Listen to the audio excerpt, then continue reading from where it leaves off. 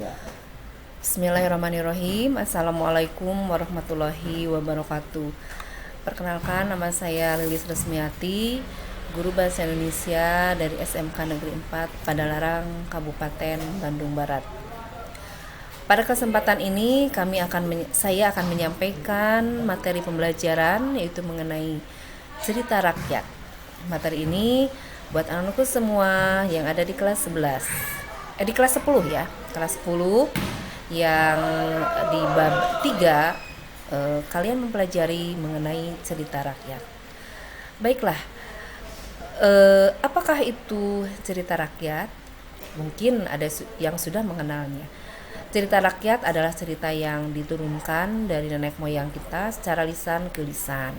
Jadi cerita rakyat ini berkembang di masyarakat sejak zaman dahulu dan terus menerus secara berkelanjutan menyebar dari satu orang ke orang yang lain. Nah, cerita rakyat juga termasuk sebagai sebuah karya sastra. Tapi karena penyampaiannya dari lisan ke lisan, maka cerita ini disebut hikayat.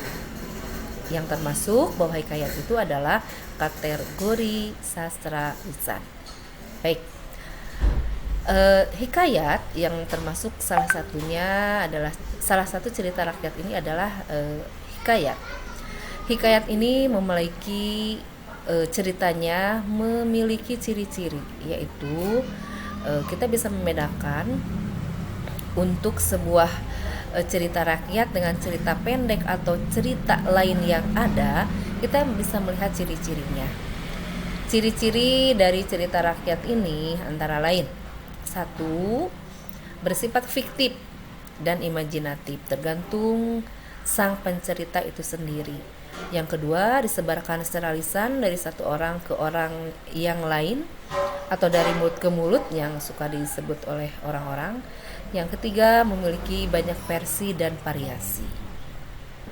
Selanjutnya, ciri-ciri dari cerita rakyat di sini adalah bahwa pengarang memiliki kepribadian atau pengarang itu bersifat anonim.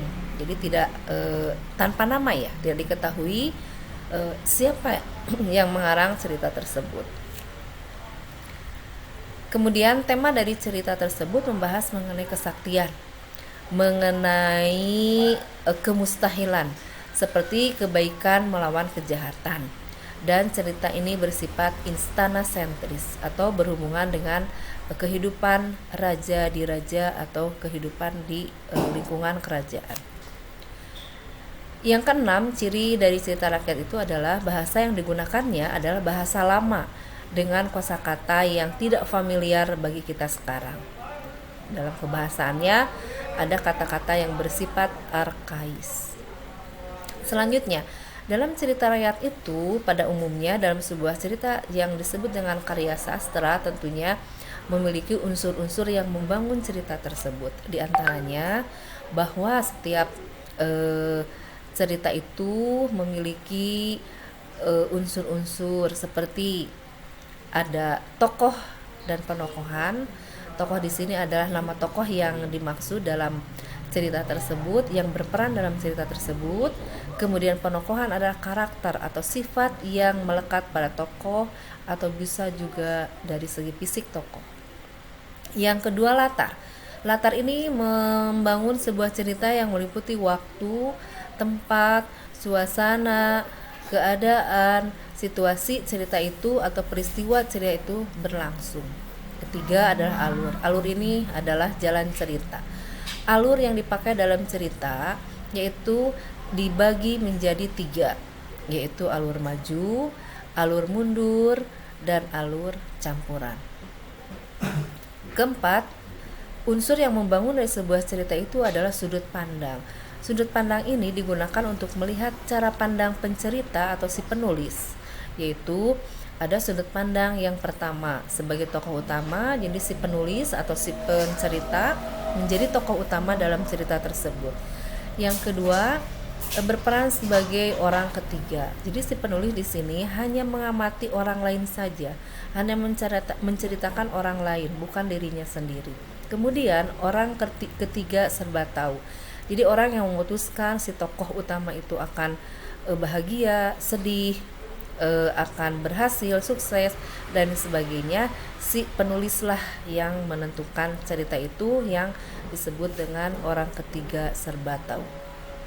Kemudian unsur yang kelima adalah amanat. Amanat di sini adalah pesan yang ingin disampaikan kepada kita sebagai pembaca, yang maksudnya di sini adalah cerita itu menyampaikan sebuah pesan kepada pembaca agar pembaca memahami tentang kehidupan yang ada di dalam cerita dan digabungkan dalam kehidupan sehari-harinya. Kemudian ada nilai-nilai yang harus memang dalam cerita itu berlaku ya dalam sebuah cerita. Nilai-nilai yang terkandung dalam sebuah cerita. Unsur ini yaitu unsur yang dimana si pembaca menilai apakah cerita itu mengandung unsur keagamaan, unsur pendidikan, unsur sosial, unsur etika, dan lain sebagainya. Selanjutnya, setelah tadi Ibu menyampaikan mengenai ciri-ciri, kemudian unsur yang membangun sebuah cerita, yaitu cerita rakyat, maka kita simak di sini ada sebuah contoh cerita rakyat. Contoh cerita rakyat yang sifatnya disampaikan dari mulut ke mulut, di sini contoh ceritanya Malin Kundang. Mungkin kalian mengetahui ya, siapa yang tidak tahu cerita Malin Kundang?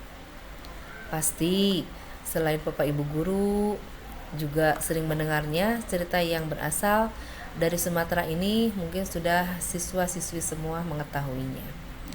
Cerita ini mengisahkan seorang anak yang durhaka pada ibunya dan dikutuk menjadi sebuah batu. Cerita ini cocok dijadikan menjadi materi pelajaran karena pesan moralnya yang dimiliki. Jadi di sini ada unsur-unsur yang sifatnya mustahil ya. Sebuah seseorang ya, manusia dikutuk oleh ibunya karena durhaka, kemudian berubah menjadi batu. Itu materi yang bisa Ibu sampaikan pada kesempatan ini. Mudah-mudahan bermanfaat. Pelajari terus ya mengenai cerita-cerita rakyat yang lainnya. Assalamualaikum warahmatullahi wabarakatuh.